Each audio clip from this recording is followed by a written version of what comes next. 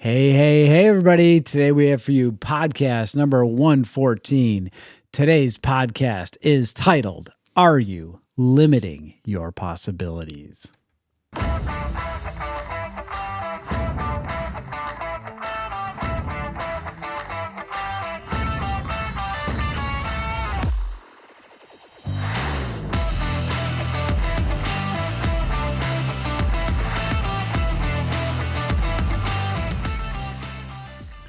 Hey, everybody. Welcome to this week's edition of your weekly Limitless Life Network podcast. We are Dr. Pete and Sandy Lombardi, and this is the Limitless Life Network podcast where we flesh out the limitations that are preventing you from reaching your goals and living the life that you are called to lead. Yes, that's the intro. Today's topic, I'm realizing, very much fits our purpose and our mission, right? We're Yes. removing limits. So we're going to Yes, talk for about sure. limits today. We're so grateful for all of you tuning in every week and liking and sharing and spreading the good news and encouraging others. So keep doing that. We're thankful for your comments and your feedback and sharing it with others. Yes, I love reading comments. So drop a comment if you get something out of this week's podcast. You could also do a review. You can actually review podcasts and leave a review. So that would be fantastic as well. Anything to get more reach would be greatly appreciated. So that's something that you could do to help us out. Thank you very much. Appreciate you all. And yeah, we're getting close to Thanksgiving, aren't we? Yay. Yeah, that's next week. I'm excited about that too, but we will produce a podcast. I'm planning on that next week as well. So today's topic is, Are You Limiting Your Possibilities? That's our title. And we actually have a little bit of a backstory with this one. It's, we live in central New York, for those of you that obviously know us. And it's hunting season right now. We had opening day of gun season this past Saturday, and every year it's very much a tradition for a lot of families and a lot of people to go out into the woods and try to harvest a white-tailed deer. And our family is no different than a lot of other hunting families, and it begins with really high hopes, right? And I've seen some memes that are kind of funny, like how excited people are going out to go hunting, and then after the first day, them driving home, like just exhausted and dejected look on their face. But yes, high hopes, high expectations, and everybody measures their success in different ways, right? For some people, it's all about the experience and the lessons that they learn with spending time in nature and spending time in the woods. And for others, it's, a trophy. It's the meat in the freezer, whatever it might be. That's how they measure their level of success. But the today's topic gets into something that you experience with hunting, which is the difference. And this is point number one. There is a difference between possible and probable. And this may sound like something that, yeah, no kidding, right? But let's talk about that a little bit. We were talking about possible versus probable, and possible was like there's a chance, but probable is like it's more likely to happen. Yeah, so probability is like the likelihood, right? So you could have high probability, low probability. That's pretty obvious, right? But what about possible? And you looked up possible. Yeah, the definition was within the capacity of someone. That was one definition. So within the capacity. Yeah, so capacity, I think of capable, right? So it is something that you're capable of realizing. I think that's really a good caveat to pay attention to, is that you have the capacity for something. Means you are capable, means that it can happen, right? And so you need to have that to begin with. If something has to be possible first and foremost, right? And so the question then I have a bunch of questions that come into my mind when I think of possible versus probable is, what do you do with the things that are of low probability? So if things have low probability, what do you do with those? Well, we may put them on the back burner, right? If we don't think they're very probable of having success. I think we lose hope of achieving those things if they're not probable. Right. So when things are when the chips are down, the probability is low. And this is I'll talk about hunting, for instance. Opening day was the probabilities were influenced and affected by something out of our control, which was the weather. Really high winds decreases probability of success because, well, animal behavior says get out of the wind and go seek shelter. So the deer aren't up moving around a lot when it's super windy out. So probability starts to go down, right? Is it still possible? Sure. Absolutely. So some things are out of our control. But what can somebody do when things are of low probability? Well, you can take matters into your own hands. You could actually not wait for something to walk by, but you could actually go out and try to sneak up on something, which is a different tactic, right? Right. So, based upon probability, you may choose different tactics, right? So, that's pretty interesting. So, that brings us a little bit to point number 2, unless you want to talk more about point number 1. No. Okay. No, all I right. just the only thing I had was remember Nate kept saying because people didn't want to go out because the weather wasn't. Well, your chances are better off the couch than on the couch. Yeah, he said, yeah, you don't get to shoot any deer from the couch. So nobody ever does that, right? So Yeah. that's your probability. You can do things that decrease your probability to zero, right? Yeah. So that's a really good point too, I guess, is that you can do things to increase your probability, but you can also sabotage that by doing things to decrease your probability. Okay, so then that brings us to point number 2, which is let more become your normal. And this came a bit from the sermon that we listened to on Sunday at our church. So you want to lead into that a little Well, bit? he was talking about doing more, putting in more, being more, showing up more, and letting that become your new normal. Like that's the new level of expectancy.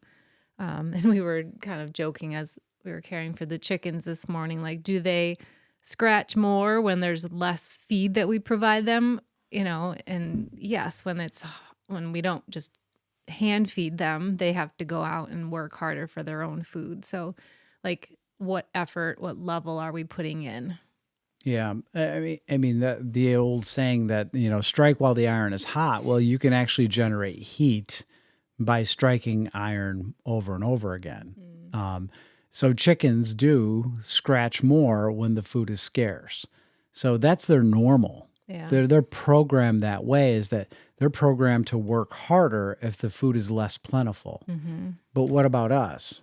Well, and I think too for them, like they can become programmed to have the easy life. Well, someone shows up every morning with a bucket of feed for me. So then that becomes their new norm. So we are conditioned by, and I think of that as we raise children. And I just thought of it yesterday watching Brooks, and he was trying to move this dump truck, which was quite heavy for him, up and down the step because he wanted to play with it up and then he would want it down. And my first inclination was to help him move the heavy truck from step to step. And I'm like, I should step back and just watch him figure out how to position his body, bend, lift it, and let him accomplish that. So, Right. yeah. Yeah. So, yeah, it requires work, right? If you're going to let more become your normal, it means that there's going to be effort that is going to be required, and if you're not used to putting in extra effort, well, that's not your normal. So, let more become your normal is point number 2, and that brings us to Point number 3, are you limiting God to your own understanding? And this was again from our sermon on Sunday. And powerful takeaway really for me was, if we have this limited understanding of God and we only ask so much and we don't, it's hard for us in our human mind to understand that he's beyond limits. Like we can't even comprehend. We can't, and you hear that in scripture. He's more than we can ask or imagine, but it's true. And so if we only ask or expect of him what we can imagine, like we're putting him on the same plane as us. And I thought, my goodness, like then I'm limiting God to my own limitations. And we're like, well, we know we don't want to do that. So it's opening our mind to what God is truly capable of and expecting and asking that. That was one of the big takeaways for me as well, and I wrote it down here. If we're limiting God to our own understanding, we are creating God in our own image, which is no greater than us. And man, that really struck me because we are bound by so many constraints, and it's so hard for us to wrap our head around how God is not bound by constraints. So, and the reference was in Job when he was really explaining to Job how great he was, and he was And asking, how small and Job was. Did you create all of this? yeah, were you there when when I turned the sun and turned the light on, to penetrate the darkness? Were you a part of, me filling the oceans with water? Like that, just the vastness, the bigness. It's just, we just have a hard time comprehending how big that is. And when we think of how we do things and how we operate and how limited we can be, can we release that and take the constraints off of it and allow God to deliver instead of us always coming up with everything? So, and that brings us to really point number 4. And do you pray with limits? Right? Yeah. So, and I wrote down a couple of things here. Praying for the probable, or is that what we do? Do we pray out of desperation? Yeah, you can pray out of desperation. There's nothing wrong with that. But what about praying with all the limits removed to unleash all the possibilities? And are you open to a different result than you think you need or you deserve? So there's a lot to unpack there. Yeah. Are you open to something that you don't realize that you need, right? Like you think you need something, but maybe God has something else that you need. Are you open to that? And what about deservedness? What do you deserve? Does God owe you something? No. Right? Like that. We have outcomes that we want, and that's based on what? It's based on emotions. It's based on our desires. It's based on the limitations that we have because we can only see so far down the road. I think like we may pray for healing. We may pray for someone who's sick to survive an illness. But what if there's something bigger that God has in store? And it makes me think of my mother. I lost my mother at a young age, and if she didn't die at that age, it would have never gave life to all the things that God unlocked in my life after that. It set in motion a whole chain of events that changed me forever. So somebody actually had to suffer and die in order for me to live in a different way. It's much like Jesus dying on the cross. He had to suffer and die for all of our sins so that we could be saved from our wretchedness. Yeah. Well, and it's seasons, right? Seasons of change and death that bring new life. And, we talk about this a lot, but, you can't, we go through a trial, a season to be changed, and it may not, the outcome might not look like we want it to, but that doesn't mean that there wasn't tremendous growth and God's hand wasn't all over that. Because it's not always the end result that we have in our mind that's going to take place. It's this result that's far greater, but we can't comprehend or see it now. We will someday. Yeah. You just never know what's around the next corner. It makes me think of hunting because I've been hunting up north in the Adirondacks for many years, almost 3 decades, believe it or not. Never been successful up there until this year. So my expectations every time I go up there are really low. So because the probability has always been very low because of the population density of the animals, the terrain, the limited amount of time that I have to hunt there. There's all these limitations, right? That make that probability super, super low. But because we serve such a big God, and you just don't know what's going to happen. You don't know what's around the corner. You have no idea what's going to walk into your life. And the success that I experienced up there was not because of me. It was only because I was in the right place at the right time, and it just happened, right? Because I was blessed, right? In a way that I didn't really have all the control. It wasn't just because of me. Yeah, I showed up and I did what I did to be successful, but there were a lot of factors out of my control there. Well, and I think there's a lot of tactics that you put into place that are good life. Like you were consistent, you were patient, your brother encouraged you, why don't you go back to the same spot and just, and you walked in slower, you had seen tracks and evidence of a deer, and so I think history lends itself to learn from that. So there were a lot of things that you brought into play to be in the right opportunity. And that's a life lesson for, we can apply across many areas. And I guess I got to say, like, there's one thing I keep thinking about with this is that when you are blessed, it's so much more rewarding. The surprise of it all, like how God can show up in your life and surprise you with a blessing, it's so rewarding when you are faithful and you are diligent and you do all these things. And when God shows up, because He's there all the time, but when you are blessed, it is so rewarding. Of course. I don't know if I could get that. If I could explain that well Right. enough. I How don't you know. felt. Yeah, yeah. So, and that I guess brings us to point number 5, which is we intentionally need to become part of something greater than ourselves. And this is something that I guess Pastor left us with this statement at summing up his message this week about how God is capable of so much more than we can think or imagine. And how does that happen? It's by becoming allowing yourself to become part of something greater than yourself. And we actually watched a movie last week or the week before. You were watching it.